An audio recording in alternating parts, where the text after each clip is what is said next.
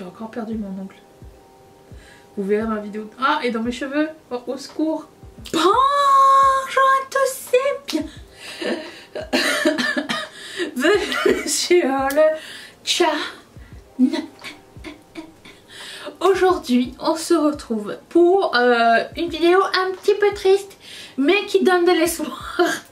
Je voudrais vous parler de quelques palettes avec lesquelles j'ai pas eu une bonne première impression. Et je vais vous dire qu'est-ce qui s'est passé. Et c'est les palettes qui vont tomber dans mon purgatoire make-up. Ça veut dire que on va les réessayer. J'ai ici préalablement construit. J'ai rien construit du tout. J'ai mis quelques produits make-up avec lesquels j'ai pas eu une très bonne première impression dans une boîte. J'avais fait une vidéo à ce sujet, je pense c'était le mois dernier. On a commencé à utiliser certains produits, à trier, à savoir est-ce que je les garde ou est-ce que vraiment c'était pas un bon produit pour moi. Et quand j'ai re-rangé mes palettes dans mon nouveau rangement, il y a plein de palettes que j'ai ressorties. J'ai comme, il me semble ça, je sais pas ce qui s'est passé. Et dernièrement j'ai eu aussi quelques couacs avec des palettes que j'aimerais adorer, mais avec lesquelles j'ai pas eu une bonne expérience, et ça va me permettre aussi de vous expliquer qu'est-ce qui s'est passé avec chacune de ces palettes là. Voilà.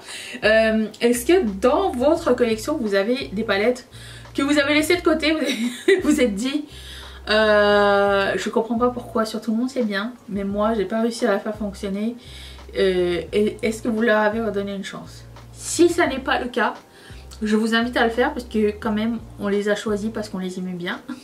Donc je vais vous présenter les miennes.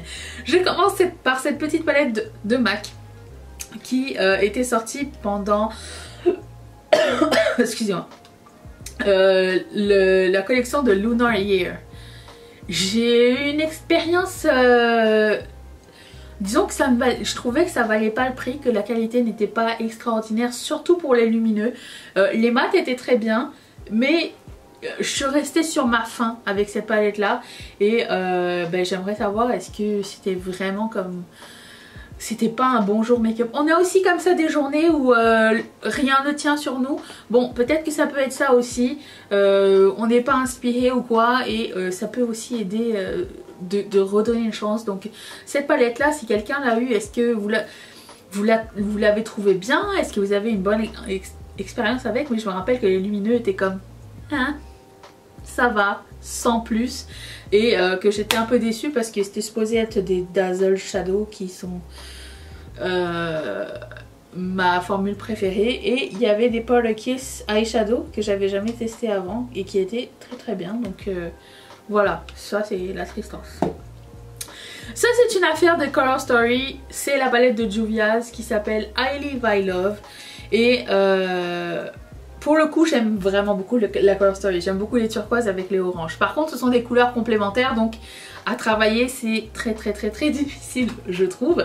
Et quand je les ai travaillées j'ai galéré comme jamais. Ces paillettes pressées ne tiennent pas très bien sur moi, elles sont extrêmement grasses. Mais outre ça, je veux savoir est-ce qu'il y a quelque chose à faire avec le reste. Parce que quand même on peut faire des looks avec ces turquoises c'est sûr. Mais j'aurais aimé intégrer ça. Peut-être faire un cut cuisse ou quelque chose. Qu'est-ce qui m'arrive? Mais je sais que mélanger ensemble, ça n'est pas une bonne idée. Et que c'était... le look a été une catastrophe. Voilà. Donc ça serait essayer aussi. Ensuite, une merveilleuse palette que je trouve mais tellement belle. C'est une palette de BH Cosmetics qui s'appelle quelque chose in Paris. Regardez-moi la Color Story. Alors que la mienne elle est un peu pétée ici. J'avais oublié. Et j'ai fait des réactions aux couleurs bordeaux au fond là-bas. Et du coup j'aimerais savoir est-ce que j'avais une mauvaise passe ou est-ce que c'est quelque chose que sur lequel je peux travailler maintenant. Parce que depuis cette palette, il me semble que depuis cette palette j'ai jamais eu une réaction. Et pendant un bon moment, si ça fait longtemps que vous me suivez sur cette chaîne là, pendant un bon moment je faisais une réaction aux pigments rouges. Ceux qui sont teinture, et je faisais toujours des boursouflures comme ça sur les yeux, mais ça fait très longtemps que je n'ai pas eu de réaction et j'aimerais savoir est-ce que je peux réutiliser ou est-ce que ça me fait toujours, ça pique ou pas. Donc j'aime beaucoup cette palette. La texture, les textures sont merveilleuses, la color story est merveilleuse et j'aimerais vraiment la garder. Passons aux palettes bien plus récentes que j'ai essayé. Attendez, je vais éternuer. J'ai essayé la Ace Beauté Tropical Vibes et j'étais assez déçue parce que de toutes mes années de test make-up et tout ça, d'achat make-up, j'arrive à trouver genre ok, ce fard là il est comme ça, je sais que il faudrait peut-être le travailler de telle ou telle façon, mais j'ai trouvé que les mats étaient difficiles à estomper, difficiles à travailler, que c'était très patchy. Et je voulais savoir si j'allais réussir à faire un deuxième make-up avec sans me casser la tête, parce que franchement j'adore la color story. Les 3 lumineux sont magnifiques. Il y avait aussi des petits pots genre super choc. J'étais vraiment très enthousiaste d'utiliser cette palette là, et la première expérience était vraiment genre pas à la hauteur. J'avais entendu tellement de bien de cette marque là que je me suis dit mais qu'est-ce qui s'est passé avec moi, je sais pas utiliser du maquillage, nanana, tout ça. Voilà, donc ça aussi c'est dans le purgatoire. Et là vous allez me dire mais Danisha, tu nous as dit que du bien de cette palette, et pourquoi elle se retrouve là? C'est parce que ça me brise le cœur. La Heather Austin et Adept, voilà, Adept et Heather Austin. Le maquillage était un vrai plaisir. J'ai adoré utiliser les fards, j'ai adoré les estomper. La qualité était impeccable, la color story est impeccable et tout. C'est juste que à la fin de la journée, les fards lumineux que j'avais mis sur ma paupière ont complètement disparu. Il restait juste une ligne dans le pli et tout le reste était parti. Donc l'idée c'est d'essayer de changer de primer, et j'aimerais savoir si parmi ces palettes là vous en avez utilisé, et si vous avez une expérience similaire ou complètement différente, ou si vous avez un conseil à me donner, je prends. Donc l'idée ça serait d'utiliser un deuxième primer, une autre sorte, parce que j'aimerais vraiment faire fonctionner cette palette, parce que c'est une des plus belles que j'ai vues de cette année, et pour le coup je veux pas la laisser partir parce qu'elle est vraiment trop belle.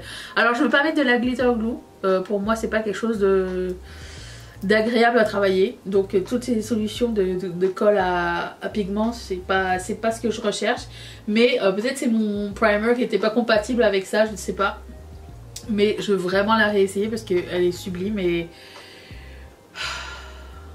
je vous avais fait un retour dessus hein, mais je l'ai fait la vidéo d'après, j'ai pas attendu la fin de la vidéo pour vous le dire, mais j'ai vu personne parler de ce problème là, donc je me suis dit c'est sûrement moi le problème, je ne sais pas. Et la dernière qui est arrivée, c'est la Nomad Cosmetics.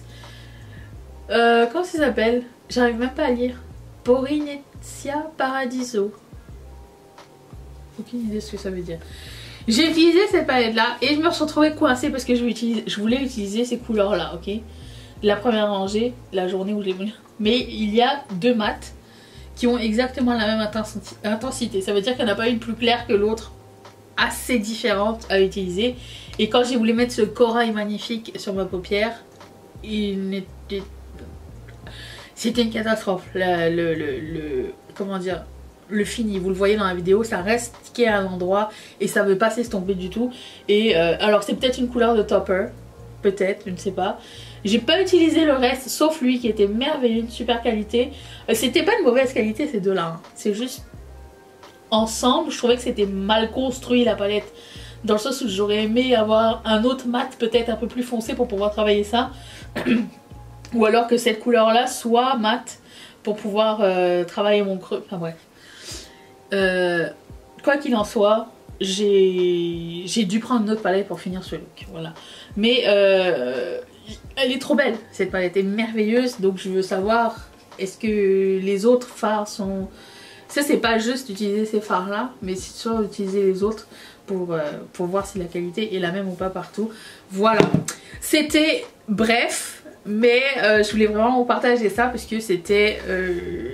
j'aime pas acheter des choses mais après ça rester comme inquiète et me dire non mais je veux pas que ça ne fonctionne pas sur moi alors que je veux tellement aimer ces palettes là. Donc voilà, c'est les prochaines palettes de mes purgatoires. Quand on fera des vidéos purgatoire make-up, ben j'ai encore perdu mon ongle. Vous verrez ma vidéo. Ah, et dans mes cheveux, oh, au secours. J'en ai marre. Je vous retrouve demain pour une prochaine vidéo. Ce make-up, si ça vous tente pas d'attendre demain, tout est écrit dans la barre d'infos. Tout ce que je porte, mes boucles d'oreilles, Katia Farkeyi et tout est dans la barre d'infos. Je vous fais d'énormes bisous. Merci d'être resté avec moi. Bye.